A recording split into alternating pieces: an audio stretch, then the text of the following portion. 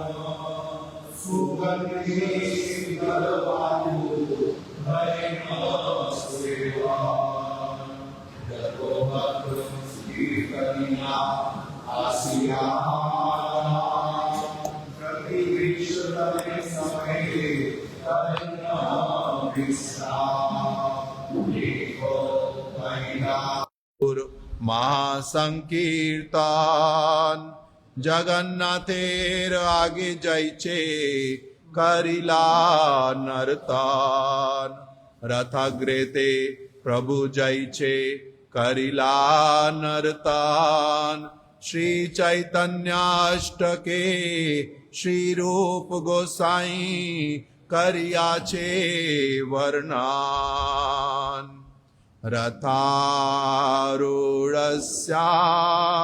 राधदीपद्विनीलाचलपतेर्रद्रव प्रेमोर्मी स्फुरित नटनोल्लासविवसा सार्षं गायद्भि परिवृत तनुर्वैष्णव जनैः सा चैतन्या किं मे पुनरपि दृश्योर्यास्यति पदम्।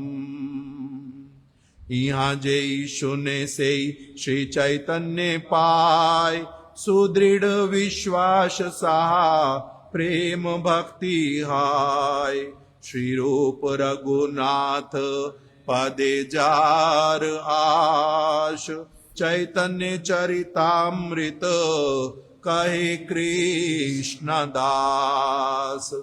हरे कृष्णा कृष्णा कृष्णा हरे हरे हरे राम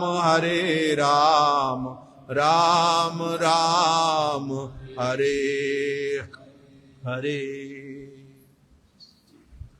नरोत्तम प्रभु आ जाओ, थोड़ा सा स्वरूप दामोदर गोस्वामी जी का कथा सुनाओ। आसन दे दो।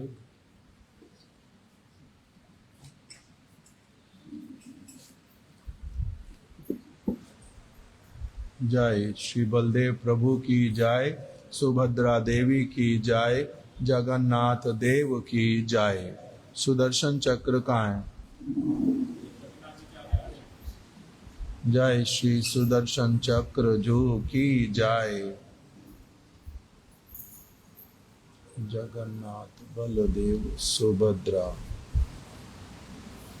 सुदर्शन चक्र। आपने कहाँ रख दिया और वही दिखाई नहीं दे रहा। जगन्नाथ जी के राइट हैंड में रख दियो, जगन्नाथ जी के लेफ्ट हैंड में रहेगा।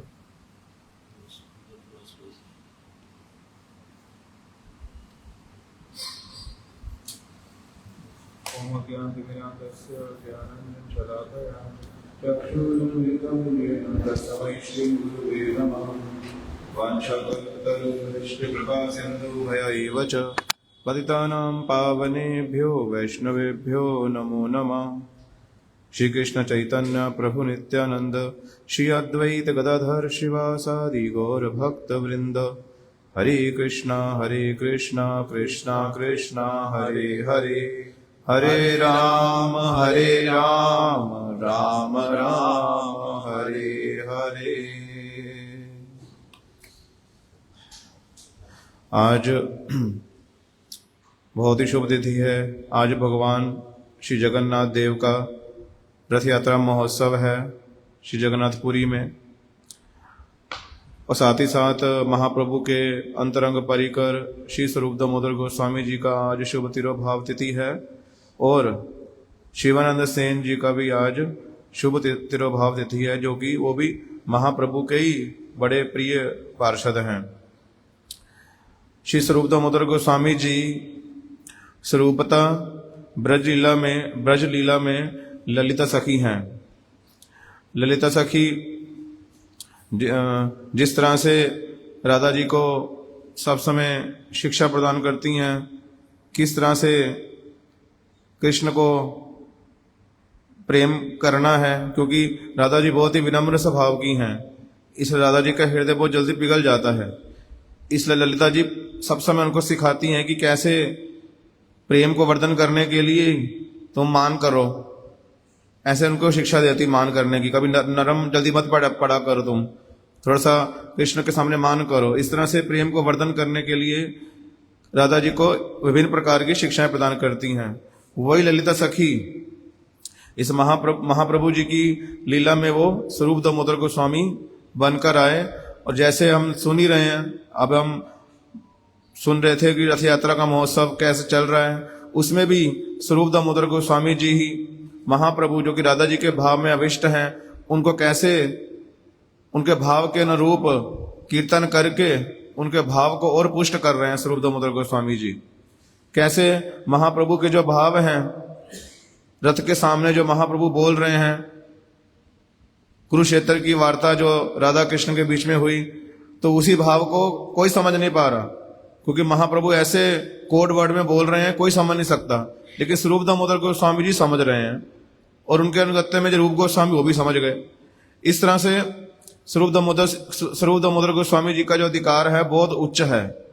हम ये भी सुनते हैं कि पुरी में धाम में कोई भी व्यक्ति यदि चाहता है कि कोई चाहता है कि मैं महाप्रभु को अपनी जो लेखनी है, कविता है, कुछ भी उन्होंने लिखा है भगवान के लिए, मैं उनको सुनाऊं, जब तक वो उनकी लेखनी को, उनकी कविता को स्वरूप दामोदर गोस्वामी जी सैंक्शन नहीं करेंगे, तब तक कोई भी महाप्रभु को सुना नहीं सकता। क्यों? क्योंकि महाप्रभु के सामने यदि कोई रसाभास की बातें, कोई तत्व विरुद्ध बातें कुछ बोल देता है, तो महाप्रभु का बहुत ही उनको दुख होता है, उनको बहुत ही मन में पीड़ा होती है महाप्रभु को। तो ये स्वरूप दामोदर गोस्वामी सहन नहीं कर सकते। इसलिए ही भक्तों ने मिलकर नियम बना दिया, यदि किसी को कुछ भी महाप्रभु को सुनाना है तो पहले किनको सुनाना पड़ेगा? स्वरूप दामोदर गोस्वामी जी को। यदि वो सैंक्शन कर देंगे तभी क्या होगा, वो आगे महाप्रभु को सुना सकता, नहीं तो उसकी महाप्रभु को वो नहीं सुना सकता। इस तरह से हम क्या समझते हैं कि स्वरूप दामोदर गोस्वामी जी सब प्रकार के रसों का ज्ञान है उनको, सब प्रकार के तत्वों का ज्ञान है उनको। तभी तो ऐसा सब भक्तों ने निर्णय कर दिया कि स्वरूप दामोदर गोस्वामी जी को सबसे पहले सब तरह की लेखनी सुनानी पड़ेगी, क्योंकि उनको पूर्ण ज्ञान है हर वस्तुओं का। ये एक उनकी महिमा है। और दूसरा, स्वरूप दामोदर गोस्वामी जी की एक महिमा सुनते हैं कि कैसे जब ये जगन्नाथ जी का रथ यात्रा चल रहा है, उसी बीच में जब रथ पहुंच गया गुंडीचा मंदिर के सामने, तो उसके पश्चात सब भक्तों ने क्या किया, सब भक्तों को जगन्नाथ जी का महाप्रसाद आ गया। महाप्रभु और सारे भक्त क्या करेंगे, वहां उपवन में बैठ गए उद्यान में और सब प्रसाद ग्रहण करेंगे। तो उस समय प्रवेशन करने के लिए भी जो कोई व्यक्ति प्रवेशन नहीं कर सकता था, गिने चुने भक्त लोग जिनको आता है प्रवेशन करना वही कर सकते थे। तो उस समय उन भक्तों में प्रवेशन करने वालों में 2 भक्त थे, स्वरूप दामोदर गोस्वामी और जगदानंद पंडित। और दोनों का स्वभाव कैसा था कि दोनों ही छल बल से महाप्रभु ने बोल दिया कि मेरे को सिर्फ क्या देना, अमृत पाना, मीठा पाना अमृत बोटिका देह भक्त गणे मोड़े देह लाफड़ा व्यंजन है। कि जो जो उत्तम उत्तम वस्तुएं हैं भगवान को जो भोग लगा है वो किसको देना, भक्तों को देना, मुझे सिर्फ लाफड़ा व्यंजन देना। क्यों? जब गुंडीचा मंदिर मार्जन हुआ था तो उस समय महाप्रभु ने क्या बोला था कि जो जिनकी सेवा, जिन्होंने कम कूड़ा करकट इकट्ठा किया है उनको क्या करना पड़ेगा, उनका हृदय अभी साफ नहीं हुआ, उनको वैष्णव सेवा करनी पड़ेगी। इसलिए उत्तम उत्तम वस्तु से क्या करो, तुम वैष्णव सेवा करो। तो महाप्रभु ने ऐसा बोल दिया कि महाप्रभु के वाक्यों को कोई समझ सकता है कि अपने इनको खाने की इच्छा है उत्तम उत्तम, इसलिए इन्होंने क्या बना दिया, वैष्णव सेवा करो। तो इसी जो भक्त लोग ऐसा ना समझ लें तो महाप्रभु बहुत ही सावधान है। उन्होंने क्या बोल दिया कि उत्तम उत्तम वस्तुएं भक्तों को दो, मेरे को सिर्फ जो लाफड़ा व्यंजन, जो सब्जियां बची कुछ सब्जियां मिला करके जो 1 किलो व्यंजन बनता है उसको लाफड़ा व्यंजन बोलते हैं, वो मेरे को दो। तो स्वरूप दामोदर गोस्वामी जी बची कुछ नहीं, सब सब्जियों को मिला करके, उसमें ऐसा नहीं कोई स्पेशल अलग, जो भी सब्जियां सब आपस में मिला देंगे, उससे एक मिक्स सब्जी बना देंगे लाफड़ा, तो वो मुझे दो। तो उस समय तो महाप्रभु अब लेंगे नहीं, लेकिन जब जगदानंद पंडित और स्वरूप दामोदर गोस्वामी जी प्रवेशन कर रहे हैं तो छल बल से क्या करते हैं, वो महाप्रभु को खिलाते हैं।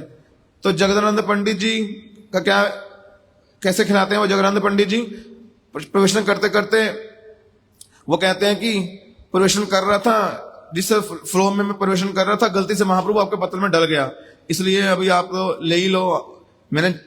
तो फिर लेकिन स्वरूप दामोदर जी का क्या, स्वरूप दामोदर गोस्वामी जी का क्या तरीका था उनको प्रवेशन करने का, उनका बड़ा ही विनम्र।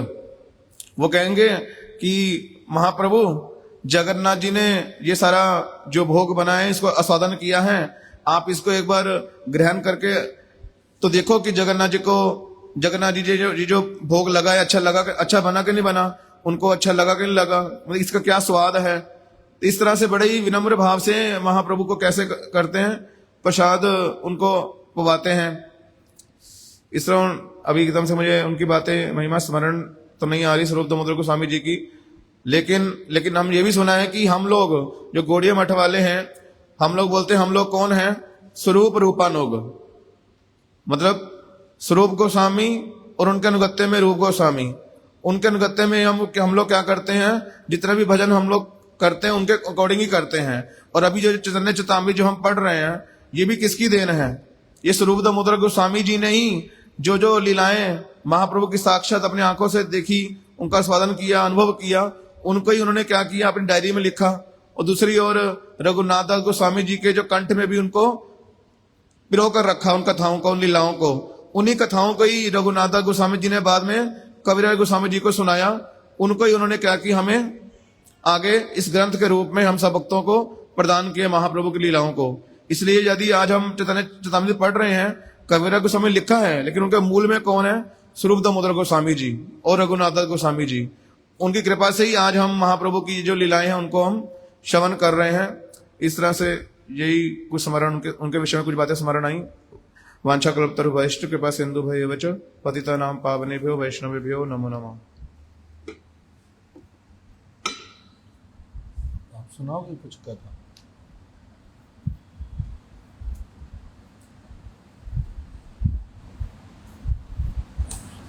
ओम अज्ञानतिमिरान्धस्य ज्ञानाञ्जनशलाकया चक्षुरुन्मीलितं येन तस्मै श्रीगुरवे नमः।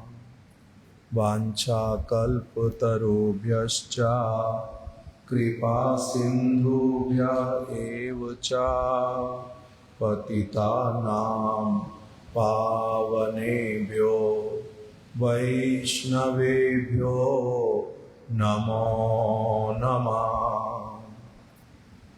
वाञ्छाकल्पतरुभ्यश्च कृपा सिन्धुभ्य एव च पतितानां पावनेभ्यो वैष्णवेभ्यो नमो नमः।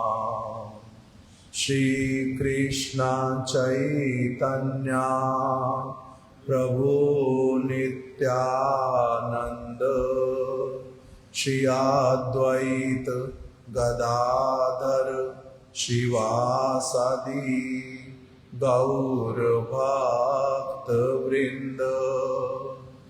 हरे कृष्णा कृष्णा कृष्णा हरे हरे, हरे राम राम राम हरे हरे। श्री जगन्नाथ बलदेव सुभद्रा जी और सुदर्शन जी के आने पर किस किसने प्रणाम किया था? 1 2 3 4 कैसे किया था? 5 कैसे किया था? हैं? किया था?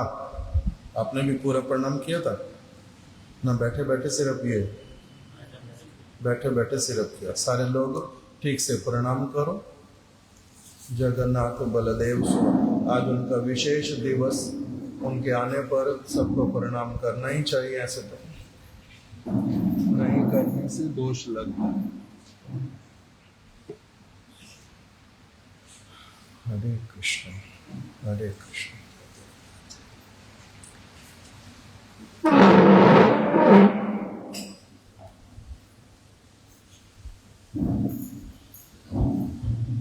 आज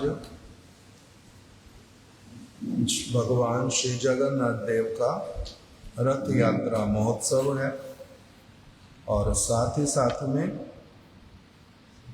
श्री चैतन्य महाप्रभु के 2 परिकर, एक का नाम अभी हम लोगों ने श्रवण किया, शिला स्वरूप दामोदर गोस्वामी, और दूसरे श्री शिवानंद सेन।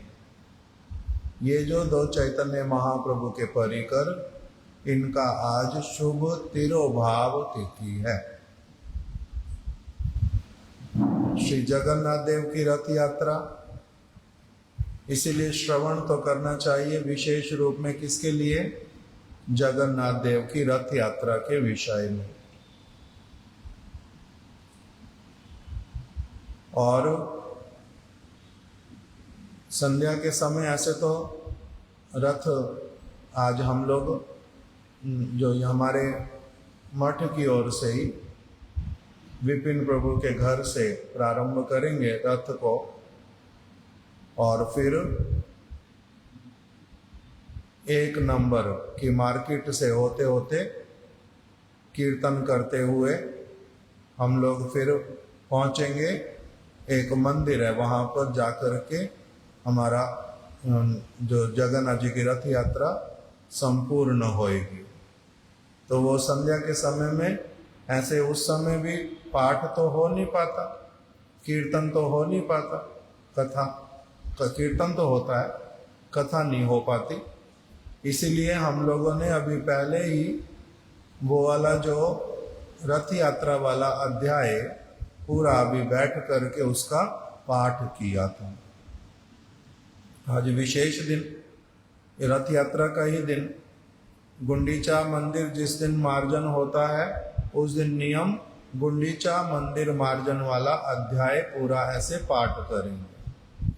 फिर रथ यात्रा वाले दिन रथ यात्रा वाला जो अध्याय उसका पूरा पाठ करते हैं। फिर अभी पंचमी आएगी, उस दिन को बोलते हैं हेरा पंचमी। उस दिन के लिए भी एक अध्याय है पूरा, उस दिन वो वाला अध्याय पढ़ते हैं। इस प्रकार से कुछ कुछ नियम। तो अभी हम लोगों ने शिला स्वरूप दामोदर गोस्वामी जी प्रातः काल में इसलिए रख लिया कि हम लोग क्या कर लेंगे, शिला स्वरूप दामोदर गोस्वामी श्री शिवानंद सेन जी की कुछ कुछ कथा सुन लेंगे और संध्या के समय में जगन्नाथ जी के रथ का कीर्तन इत्यादि के माध्यम से ही रथ यात्रा का पालन करेंगे। शिला स्वरूप दामोदर गोस्वामी, पहले हम लोग थोड़ा उनके विषय में श्रवण करते हैं। उनके बहुत सारी कथा, शिला स्वरूप दामोदर गोस्वामी जी का चरित्र बहुत बड़ा, छोटा नहीं है, क्योंकि बहुत स्थानों पर ही महाप्रभु के साथ में उनका, श्री चैतन्य महाप्रभु के साथ साथ में उनकी बहुत सारी लीला और वो विशेष परिकर है। इसीलिए उनका चरित्र जो है उसमें बड़ी सारी अलग अलग कथाएं हैं।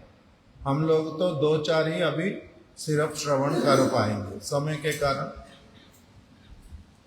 सबसे पहले लिखा यहाँ पर चैतन्य चरितामृत की बात, प्रभु लेखा करे जारे राधिकार गान, जगतेर मध्य पात्र 3.5 जान, स्वरूप गोसाई आर राय रामानंद, शिखी माहती 3 तार भगनी अर्ध जन। सबसे पहले तो क्या बता दिया, प्रभु लेखा करे जारे राधिकार गण। श्री चैतन्य महाप्रभु ने स्वयं जिनके विषय में क्या कहा, ये स्वरूप दामोदर जी जो हैं ये कौन है, ये राधा रानी के विशेष परिकर हैं, राधा रानी के गण हैं। चैतन्य महाप्रभु के मुख से उच्चारित उनके लिए ये कौन है, राधा रानी के गण हैं। दूसरे स्थान पर महाप्रभु ने क्या बताया, इहो स्वरूप दामोदर है शुद्ध ब्रजवासी।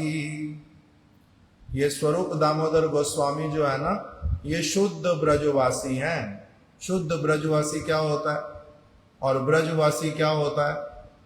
साधारण लोगों के मन में धारणा होती है जो शरीर से ब्रज में वास करता है उसी को ब्रजवासी कहते हैं, अथवा जिसका जन्म ब्रज में हुआ कहीं पर उसको ब्रजवासी कहते हैं। किंतु चैतन्य महाप्रभु कहते हैं नहीं नहीं, वो साधारण लोगों के बोलने में आ जाए भले ही, किंतु हम लोग उनको ब्रजवासी नहीं कहते। जन्म हुआ वहां पर तो चोर का भी हो जाता, ढोंगी का भी हो जाता और मल मूत्र खाने वाले का भी हो जाता, सब समय विषयों में रमा पड़ा व्यक्ति उसका भी हो जाता। उसको, उस व्यक्ति को ब्रजवासी नहीं कहते,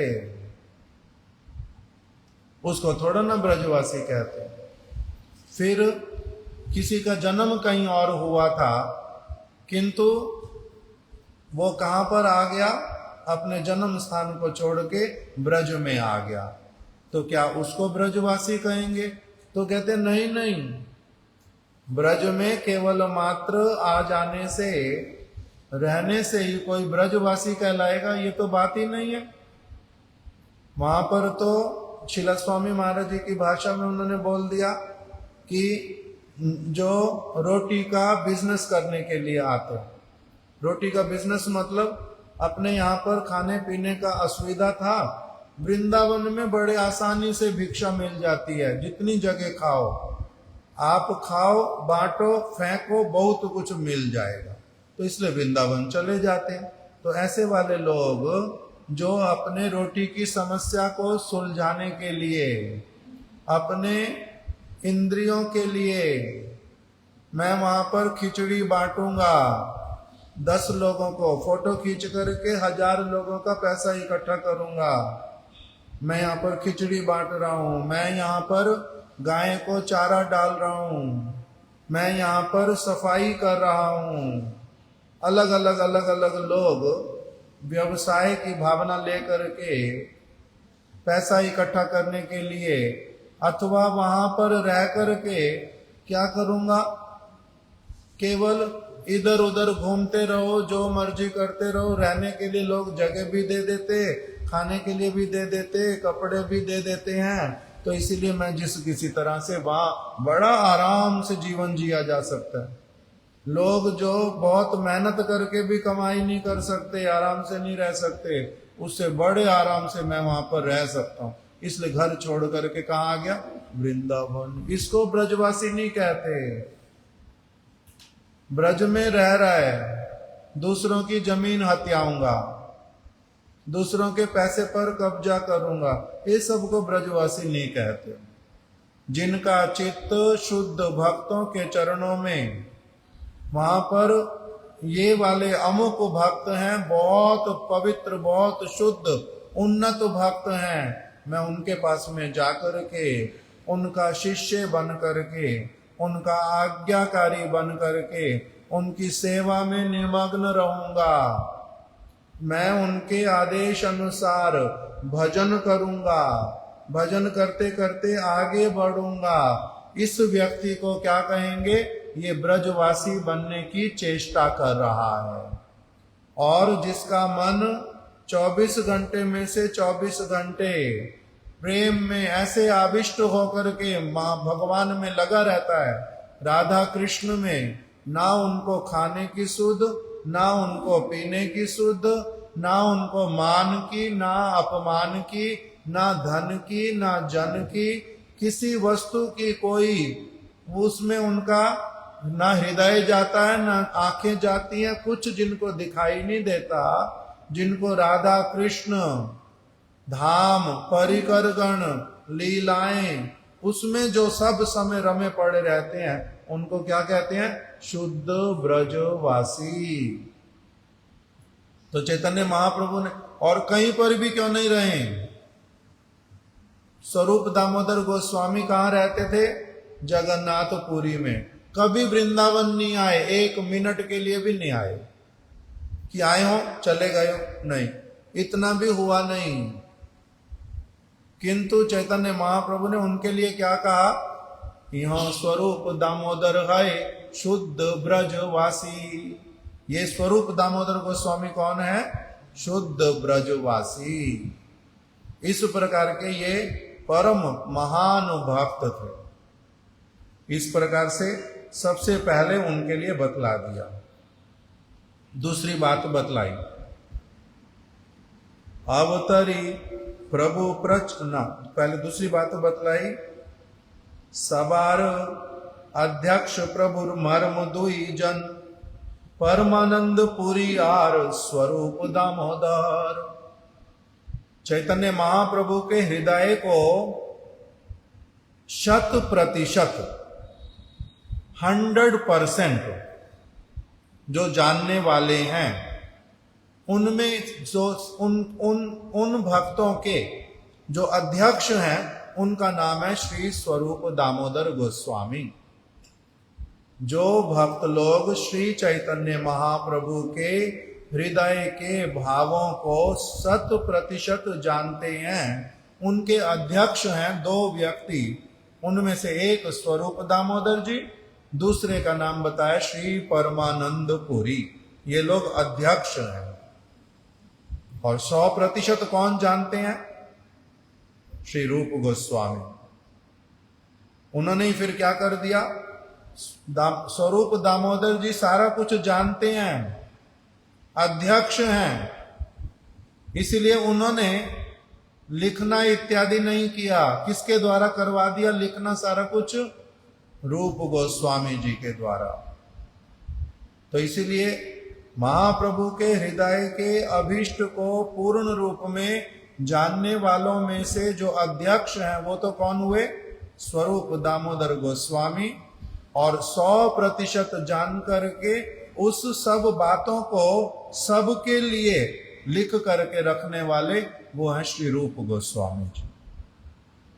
इसीलिए स्वरूप रूपानुग वैष्णव हम लोग के गुरु वर्ग जो है कौन है? स्वरूप रूपानुग, अर्थात स्वरूप दामोदर गोस्वामी अध्यक्ष और फिर स्वरूप रूपानुगा, उन्हीं की इच्छा अनुरूप सारी चीजों को लिख करके देने वाले रूप गोस्वामी, उनके द्वारा दिया गया भजन का परिपाटी हम लोग उसी के ऊपर चलने के लिए सब समय क्या करते हैं, प्रयास।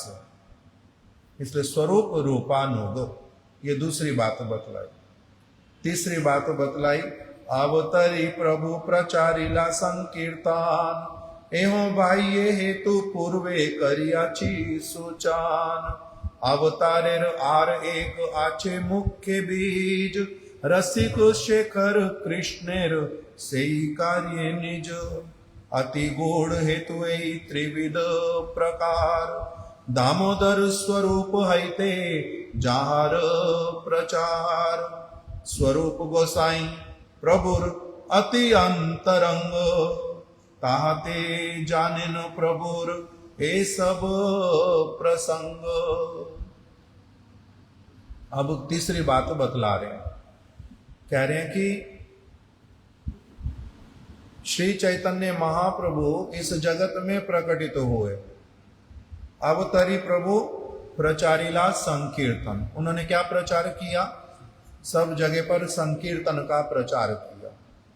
कौन से वाले संकीर्तन का, विशेष करके भगवान के नामों का कीर्तन, उसमें भी फिर हरे कृष्ण महामंत्र का विशेष पवित्र भावनाओं के साथ में भगवान को पुकारना, क्रंदन करना, उनके लिए सेवा के लिए प्रार्थना करते करते भगवान को पुकारना। इस प्रकार से जो नाम संकीर्तन, इसको महाप्रभु ने क्या किया, प्रचार किया। किंतु ये क्या है, एवं बाह्य हेतु। बाह्य हेतु क्या होता है, भगवान के इस जगत में महाप्रभु के रूप में आने का एक कारण, गौण कारण, और भी कारण है।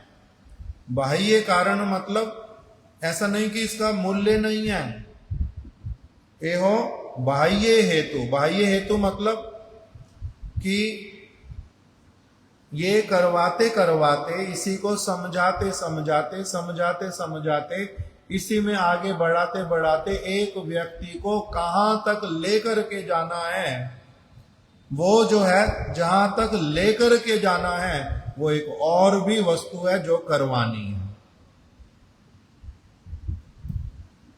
एक और वस्तु है जो करवानी है।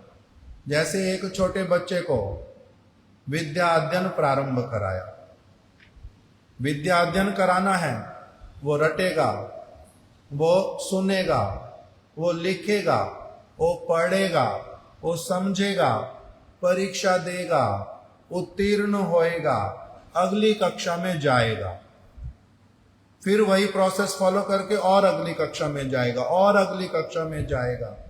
ये हो गया एक वस्तु।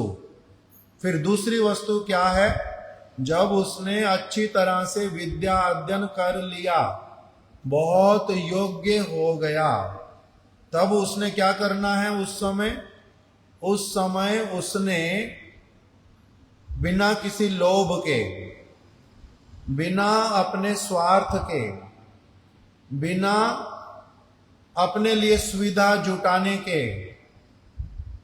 लोगों के उपकार के लिए, भगवान के सेवा के लिए, एक जो भगवान करना चाहते उस कार्य को करेगा। अधिकांश हम लोग क्या करते हैं, अभी पढ़ करके लिख करके कुछ और, जब योग्य हो गए उसके द्वारा मेरे को क्या चाहिए, अच्छा जॉब चाहिए, अच्छा पैसा चाहिए, अच्छी स्त्री चाहिए, अच्छा घर चाहिए, अपने लोगों की सुख सुविधा इत्यादि चाहिए। किंतु ये मुख्य उद्देश्य नहीं है। जैसा हम भागवत के श्लोक में सुन रहे थे, वो करने का सब चीजों का लाभ कब होगा, जब मैं इससे आगे बढ़ करके पहुंच पाऊंगा। इसी प्रकार से संकीर्तन इत्यादि, भगवान की कथा, कीर्तन, संकीर्तन, मंदिर की सेवा, सारी चीजें करते करते करते करते एक व्यक्ति का जिस प्रकार का पर्सनैलिटी डेवलपमेंट हो करके अति उच्च अवस्था को प्राप्त करेगा, वो एक दूसरा स्टेप है। उसी को बतला रहे हैं अवतारेर आर एक आचे मुख्य बीज। चैतन्य महाप्रभु के अवतरित होने का एक और बहुत बड़ा जो उद्देश्य है, कारण है, वो क्या है? रसिक शेखर कृष्ण से ही कार्य निज, वो कोई और नहीं कर सकता। संकीर्तन जो ये वाला था पहले वाला, और कक्षाओं तक एक व्यक्ति को बढ़ाना, आत्मा की बात बतलाना, परम आत्मा की बात बतलाना, अवतारों की बात बतलाना, वैदिक भक्ति करवाना, बहुत हरि नाम संकीर्तन करवाना, सेवाएं करवाना, मंदिर बनवाना, प्रोसेशन निकालना, बहुत सारे कार्य और भी बहुत सारे भगवान के परिकरों ने भी, भगवान ने स्वयं भी अवतरित होकर कभी वेदों का रक्षा करना, कभी अहिंसा का स्थापन करना, कभी असुरों का दलन करना, भक्तों का पालन करना, हिरण्यकश्यप का वध करना, रावण का वध करना, मर्यादा का स्थापन करना, अलग अलग कारणों से भगवान के परिकर, भगवान के अवतार आते हैं। फिर भगवान के परिकर गण भी आते हैं अलग अलग समय में, अलग अलग। किंतु कोई एक ऐसी चीज भी है जो स्वयं कृष्ण के आए बिना नहीं हो सकती, स्वयं कृष्ण के आए बिना नहीं होती। उसको यहां पर बतला रहे हैं कि संकीर्तन कराया महाप्रभु ने, संकीर्तन की शिक्षा दी, आचरण करके दिखलाया, सबको करने के लिए कहा, भली प्रकार से करने के लिए कहा, उसी के द्वारा ही उन्नत होने के लिए कहा। किंतु उन्नत होकर के एक और वस्तु जिसमें उन्होंने प्रदान किया, करने के लिए आए, वो क्या वस्तु है? जो रसिक शेखर कृष्ण की स्वयं का करने वाला कार्य। अति गूढ़ हेतु से त्रिविध प्रकार दामोदर स्वरूप हईते जार प्रकाश। स्वरूप दामोदर गोस्वामी जी ने क्या किया? उस सारी चीज को अच्छी तरह से बतलाया कि कृष्ण चैतन्य महाप्रभु के रूप में कौन सी इच्छा को पूरा करने के लिए आए हैं। ये कौन है कृष्ण। आए हैं किस प्रकार से? ये आ गए हैं भक्त के रूप में, और भाव किसका लेकर के आ गए हैं? सारा राधा रानी का। वो राधा रानी के भावों का आस्वादन कर रहे हैं अच्छी तरह से। राधा रानी कृष्ण का नाम गाते गाते कैसे आनंदित होती हैं, इस आनंद को ये स्वयं अनुभव करना चाहते हैं। राधा रानी की क्या क्या सेवाएं करने की भावना होती है, ये सारी उसी सेवा को करके आनंदित होना चाहते हैं, अनुभव करना चाहते हैं। और जो उसी वस्तु को स्वाभक्ति श्रियम, अपनी जो राधा रानी के हृदय में विशेष प्रकार की भक्ति है, सेवा की परिपाटी है, उनकी सखियों के हृदयों में जो प्रेम की, सेवा की भावनाएं जो हैं, उस सारी वस्तु को जगत के लोगों को पुनः पुनः सुनाने, उनको उनके हृदय में भी उस वस्तु को क्या महिमा समझें। राधा रो महिमा प्रेम रस सीमा। राधा रानी की कैसी महिमा है, राधा रानी कैसी पवित्र हैं, कितनी उन्नत हैं, कृष्ण की कैसे परम प्रिय हैं, गोपियों के भाव कितने उन्नत हैं, वहां पर उसको कौन स्पर्श कर सकता है। ये सारी चीज महाप्रभु ने पुनः पुनः पुनः पुनः कीर्तन की, और इसको अच्छी तरह से प्रकाश किसने कर दिया? स्वरूप दामोदर गोस्वामी जी ने। कि देखो भाई, ये श्री चैतन्य महाप्रभु, इनके अवतार का ये जो एक बीज है, मुख्य बीज ये वाला है, जिस वांछा को लेकर के आए हैं। इसीलिए स्वरूप गोसाई प्रभु अति अंतरंग। अंतरंग किसको कहते हैं? हमारे महाराज जी इसकी व्याख्या करते थे। अंतरंग, अंतरंग परिकर कहते हैं। जैसे ये तो इनका अपना आदमी है, ऐसा बोलते हैं साधारण जगत में। दूसरा क्या कहते हैं?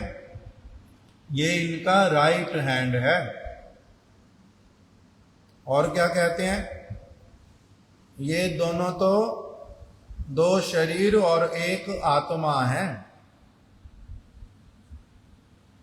फिर जिनको कहा जाता है दो शरीर हो, दो आत्माएं हो, एक आत्मा हो, राइट हैंड हो, लेफ्ट हैंड हो, जो कुछ कहो सिर्फ और सिर्फ यही कहो कि ये वही है, तब उसको कहते हैं अंतरंग। जहां पर उद्देश्य, हृदय, मन और इच्छाएं सारा कुछ पूर्ण रूप में एक होता है। आप के मन में जो चलता उसी मन में दूसरे में भी वही आ जाता।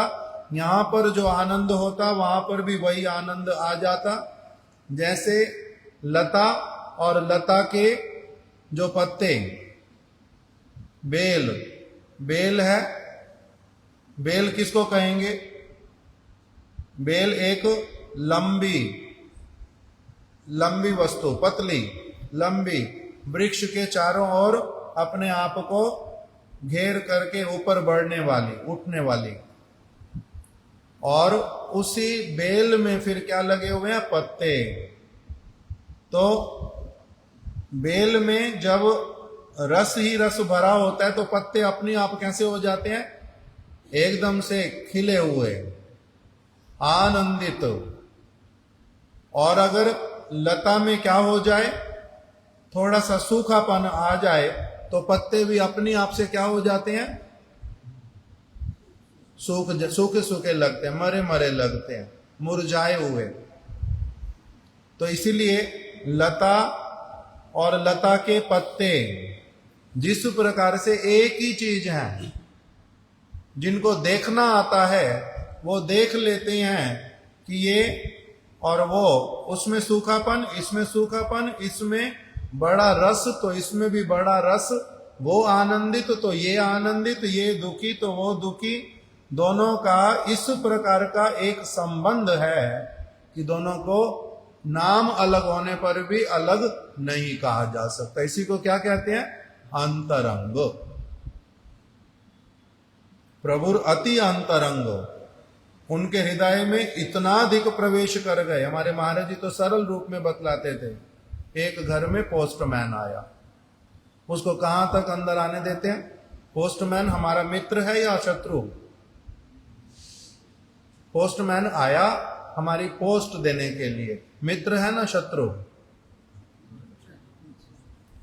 मित्र भी नहीं है ऐसे तो, शत्रु तो है ही नहीं, मित्र भी नहीं है, किंतु मित्र वाला कार्य कर रहा है, इसलिए क्या हो जाता है? मित्र जैसा। किंतु कहां तक उसको घर में आने देते हैं? द्वार पर ही पत्र लेकर के, गर्मी का दिन हो तो भैया पानी पियोगे? पानी ला करके दे, बस इतना तक उनसे संबंध, उससे अधिक नहीं। उससे आगे कोई मित्र होता है, उसको घर के भीतर में जहां पर लाने पर बाहर के लोगों को बिठाया जा सकता, आजकल जिसको बोलते ड्राइंग रूम, उस तक केवल आकर के बैठ सकते। उसने अगर बाथरूम जाना, उसके लिए बाथरूम वो वाला है पड़ा, जिसमें कि उसको किसी कमरे में जाने की जरूरत नहीं, बाहर ही बाहर अपना वो यूज कर लेगा, उसका वहां तक एंट्री है। उससे आगे कोई और होता है, वो हमारे किसी कक्ष में जा सकता है। बालक का मित्र आया तो बालक के कक्ष में जाएगा, हमारा मित्र आया तो हमारे कक्ष में आ सकता है, किंतु हमारी अलमारी नहीं खोल सकता।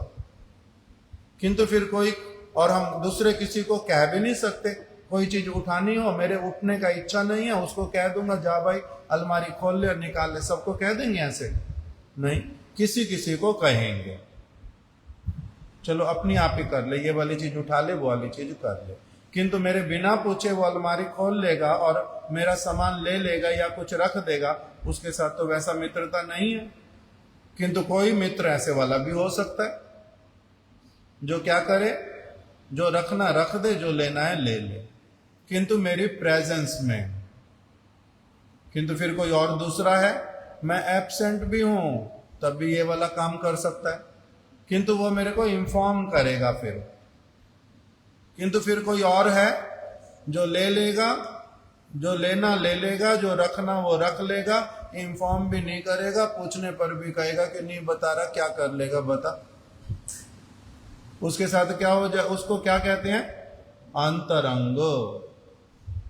तो जिसके साथ में इस प्रकार का संबंध होता है उसको कहते हैं अंतरंग। तो इसलिए हमारे महाराज जी बोल रहे हैं कि ये देखो इसमें क्या लिखा हुआ, प्रभुर अति अंतरंग, अर्थात तो उनके प्राण, अगर उनको थोड़ा सा भी कुछ हो जाए इनके प्राण चले जाएंगे। इस प्रकार का जिनका संबंध, उसको क्या कहते हैं? अति अंतरंग। श्रीला स्वरूप दामोदर गोस्वामी जी का आज के दिन में अप्रकट दिवस, रथ यात्रा के दिन में। किस लिए? बहुत सारे भक्त लोग बतलाते हैं चैतन्य महाप्रभु का आज के दिन में ही महाप्रभु ने भी क्या किया था? अपना अप्रकट लीला 48 वर्ष के बाद में। किसी ने देखा नहीं। कोई बोलता है जगन्नाथ मंदिर में प्रविष्ट, और जगन्नाथ जी के भीतर में ही प्रवेश कर गए।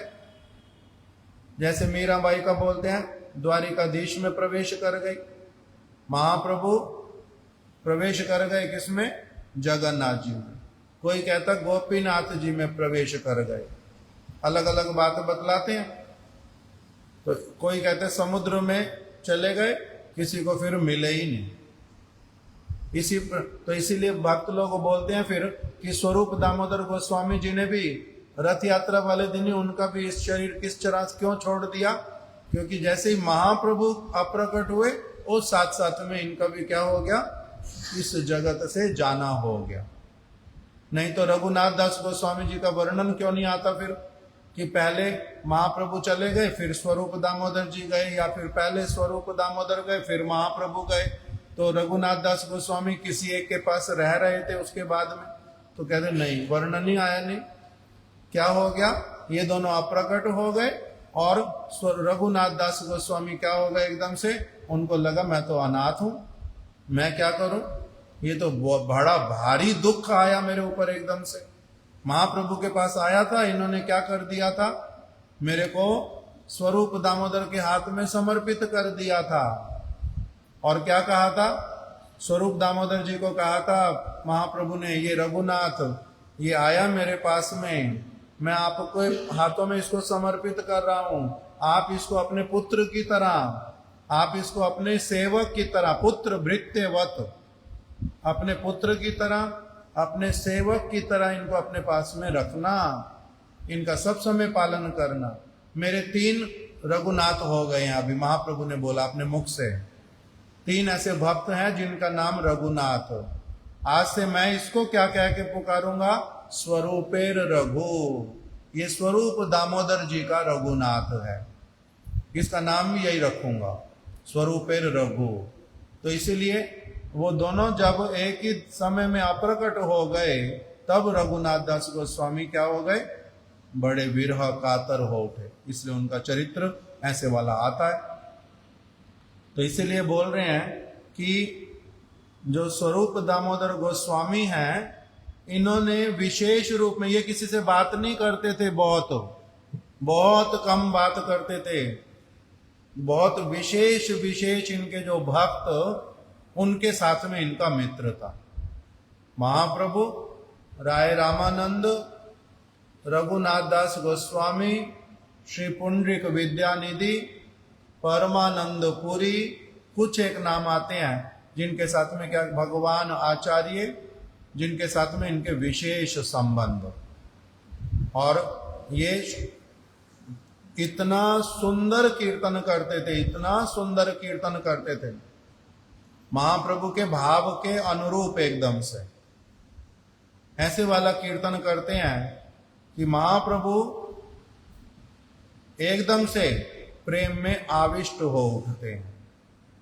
और ये जानते हैं कौन से समय में कौन सा कीर्तन सुनाना, महाप्रभु को अब क्या इच्छा है, क्या अच्छा होगा उनके लिए, सब चीज जानते। किससे वो क्रोधित हो जाएंगे, किस चीज को सुन के प्रसन्न होंगे, किस चीज को सुन करके निरपेक्ष रह जाएंगे, क्या उनको अच्छा लगेगा क्या नहीं, सारा कुछ जानते थे, सारा कुछ जानते थे। इसलिए स्वरूप, और ये करते क्या है, स्वरूप दामोदर गोस्वामी इनके लिए बता दिया कि ये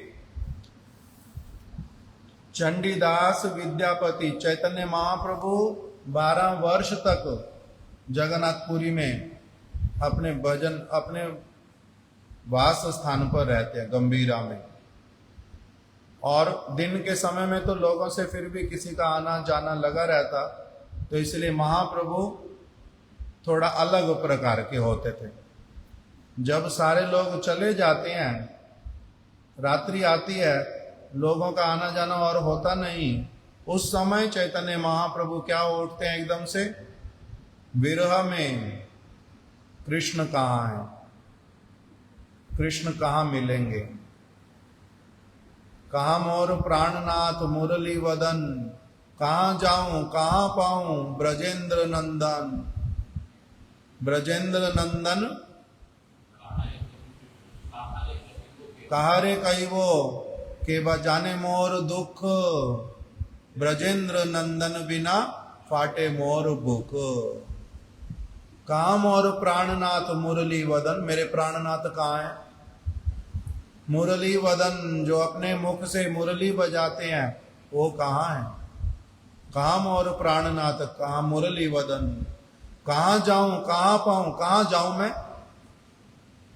कहाँ जाऊं जहां जाने पर मुझे मिलेंगे वो, कहाँ जाऊं कहाँ पाऊं, कहाँ जाने पर मिलेंगे।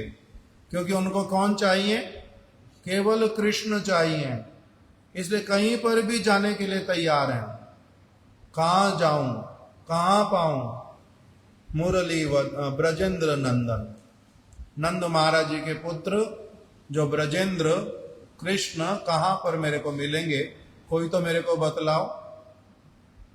बार बार इसी की रट लगाते केवल, कहाँ जाऊं कहाँ पाऊं ब्रजेंद्र नंदन। कहारे कहिबो, प्रभु वो अपने आप आपके पास आ जाएंगे। आप उनकी इतनी उनको प्राप्त करने की इच्छा करते हो, वो अपनी आप आ जाएंगे। वो दया के सागर हैं, वो कृपा करेंगे, वो आ जाएंगे। आपको कहीं जाना नहीं पड़ेगा, वो आ जाएंगे। तो कह रहे हैं कि तुम लोग तो बार बार बोलते हो वो आ जाएंगे, वो आ जाएंगे, वो कृपा करेंगे, वो मिल जाएंगे, किंतु मेरी जो दुर्दशा, मेरी जो अवस्था, उसके विषय में मैं आपको क्या बतलाऊं, कोई समझता ही नहीं बताने पर भी। मैं कह रहा हूं मेरे प्राण चले जाएंगे, मेरे को अभी अभी कृष्ण चाहिए, और तुम लोग समझते नहीं उस बात को। आ जाएंगे, कृपा करेंगे, दया के, मेरे नहीं सुन पाता हूं ये सब। क्या बोल दिया फिर उन्होंने? कहारे कहिबो, किसको जाकर के कहूं, और कहारे कहिबो, कहां जाऊं, किसको कहूं। कहारे कहिबो केवल जाने मोर दुख, मेरे हृदय में जो दुख हो रहा है, मैं जो पीड़ा सहन नहीं कर पा रहा हूं, वो किसको जाकर के कहूं, किसको जाकर के कहूं। कहारे कहिबो केवल जाने मोर दुख, ब्रजेंद्र नंदन बिना फाटे मोर बुक। मेरा जो वक्ष स्थल है ये अब फटा जा रहा है। साधारण लोग क्या बोलते हैं, भाषा ऐसे वाली क्या यूज करते हैं?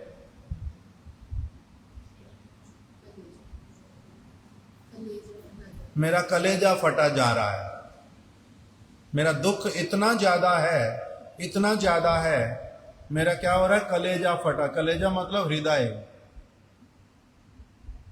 हृदय फटा जा रहा है का मतलब उसमें ब्लड का सर्कुलेशन इतना तेज हो रहा है, इतना तेज हो रहा है, इतना मेरी अवस्था खराब है कि अभी मैं मरा और अभी मैं मरा, इस प्रकार का। तो जब महाप्रभु इस प्रकार से करते हैं तब उनको कोई नहीं संभाल पाता, कोई नहीं संभाल पाता। उसमें वे कौन संभालते हैं? स्वरूप दामोदर राय रामानंद। ये क्या करते हैं? उसी समय चंडीदास विद्यापति रायर नाटक गीति कर्णामृत श्री गीत गोविंद स्वरूप रामानंद सने महाप्रभु रात्रि दिने गाय सुने परम आनंद। ये क्या करते हैं? कभी चंडीदास जी के कीर्तन गाना प्रारंभ करते हैं। उसमें क्या कहते हैं? हे कृष्ण, आप दर्शन नहीं दे रहे ना, आप तो कृपामय हैं, आसपास में भी हैं, देख भी रहे हैं अच्छी तरह से, किंतु फिर भी दर्शन नहीं दे रहे। मेरी अभी भी कोई कमी है, मेरे में कोई दोष है, इसलिए तो मेरे को अभी दर्शन हो नहीं रहे। अच्छा, मेरे को अब ठीक है, मैं फिर से क्या करता हूँ, मैं हताश हो जाता हूँ ना, अब मैं हताश नहीं होऊंगा। मगर हताश होने से ही काम थोड़ा ना बन जाएगा। मेरे को कोई थोड़ा ना आपके पास लेकर के चल पड़ेगा और आप मेरे पास आ जाओगे। मेरे को पता है जब ऐसी वाली दशा भी आए तब क्या करना पड़ता है। ऐसी दशा में हताश होइया हरि तब नाम उच्च करे। अच्छा, मेरे को बार बार उच्च स्वर में पुकारना है पहले। अच्छा, मेरे को अपने जो हृदय में कामना जो है, अब मेरी अभी भी कामना उतनी अच्छी वाली उत्पन्न नहीं हुई कि आप मेरे को दर्शन दोगे। अच्छा, जैसे कोई कहे कि तुम्हें दिखाई नहीं दे रहा, मैं मरा जा रहा हूं, मैं मरा जा रहा हूं, मैं मरा, तो उसको उत्तर दिया, जा मर जा, जा मर जा। अगर मरने से काम चलता मर जा, मरने से तेरी इच्छा पूरी होगी। नहीं होगी मरने से इच्छा पूरी, मरना कोई समस्या का हल नहीं है। ये वाला काम अभी करना पड़ेगा, अभी ये वाला काम करना पड़ेगा। तो इसी प्रकार के जो सारे पद, ऐसे वाले कीर्तन उस अवस्था में जो सुनने होते, जो गाने होते, जिसके द्वारा फिर कृष्ण मिलते हैं, वो सारी चीजें कौन सुना देते हैं? स्वरूप दामोदर गोस्वामी। जिससे महाप्रभु धीरे धीरे धीरे धीरे फिर क्या होते हैं? शांत होते हैं, क्रंदन बंद करते हैं और जो इतना हा हुताश कर रहे थे शांत होकर के बैठते हैं। फिर स्वरूप दामोदर जी को गले लगा लेते हैं कि तुम लोग ही वास्तविक रूप में मेरे मित्र हो, मेरी अवस्था तुम ही समझते हो, मैं तो भावुक हो उठता हूं, प्रैक्टिकल चीज समझ नहीं पाता, किंतु तुम लोग मेरे को क्या करते हो? मेरे को धरातल पर लेकर के रख देते हो। इसलिए तुम्हारे से अच्छा बंधु और कौन होगा। तो इस प्रकार स्वरूप दामोदर गोस्वामी कभी जब महाप्रभु रथ यात्रा में, अभी हमने पढ़ा जब, उसमें क्या कह रहे हैं? महाप्रभु कुछ बोलना चाहते हैं, बोल नहीं पा रहे, भूमि से उठना चाहते हैं, उठ नहीं पा रहे, और रो रहे हैं। मन के भीतर में चल रहा है कुछ बोलने की बात, मन में चल रही है, किंतु शरीर साथ नहीं दे रहा, शरीर बिल्कुल साथ नहीं दे रहा। उस समय ये जानते हैं उनके मन में क्या चल रहा है। इनकी और नेत्र करके भी महाप्रभु संकेत नहीं करते, हाथ से भी संकेत नहीं करते, मुख से कह करके भी बहुत बार कुछ नहीं कहते, ये अपने आप समझ जाते। उसी समय उन्होंने गाना प्रारंभ कर दिया। क्या कह करके गाना प्रारंभ कर दिया? सेई तो प्राण नाथ पाइनु, जार लागी मदन दहने झुरी गेनु। तो इस प्रकार से महाप्रभु की जो ये सेवा करते हैं, उनकी सेवा और कोई उस प्रकार से नहीं कर पाता। इतना विशेष श्री स्वरूप दामोदर गोस्वामी जी का, चैतन्य महाप्रभु की जो लीला, उसमें उनका योगदान है। तो इसलिए इन्हीं के माध्यम से ही सभी लोग सचमुच में जानते हैं चैतन्य महाप्रभु को। नहीं तो क्या कहते? ये कोई पागल व्यक्ति है, नहीं समझ पाते। क्या कहते?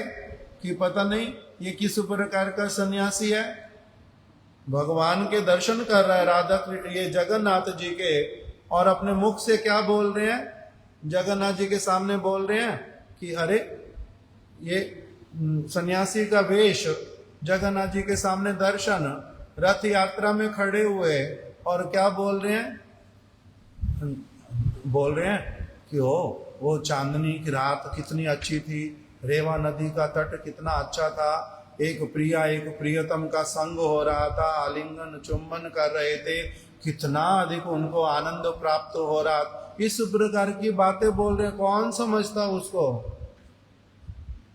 कौन समझता जे ये तो राधा रानी की, कृष्ण की, कुरुक्षेत्र की, ब्रज गोपियों की ये बातें कर रहे हैं। कौन समझता महाप्रभु को?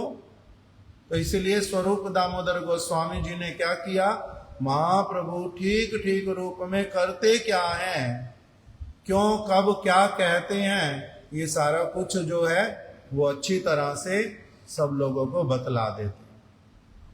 तो इसीलिए स्वरूप दामोदर गोस्वामी जी को क्या कहा, ये हैं चैतन्य महाप्रभु के अति अंतरंग, अत्यधिक अंतरंग। अभी और बात नहीं सुन पाएंगे, समय हो गया, और भी कार्य हैं। संध्या के समय में रथ में जाएंगे, उस समय जो और कुछ कीर्तन के साथ साथ कथा संभव होएगी बीच में थोड़ी थोड़ी, वो करते हुए जाएंगे। वांछा कल्पतरुभ्यश्च कृपा सिंधुभ्य एव च पतितानां पावनेभ्यो वैष्णवेभ्यो नमो नमः। श्रील स्वरूप दामोदर गोस्वामी की जय, श्री शिवानंद सेन की जय। उनकी कथा वो बिल्कुल ही रह गई, किंतु कल श्रवण करें। हरे कृष्ण।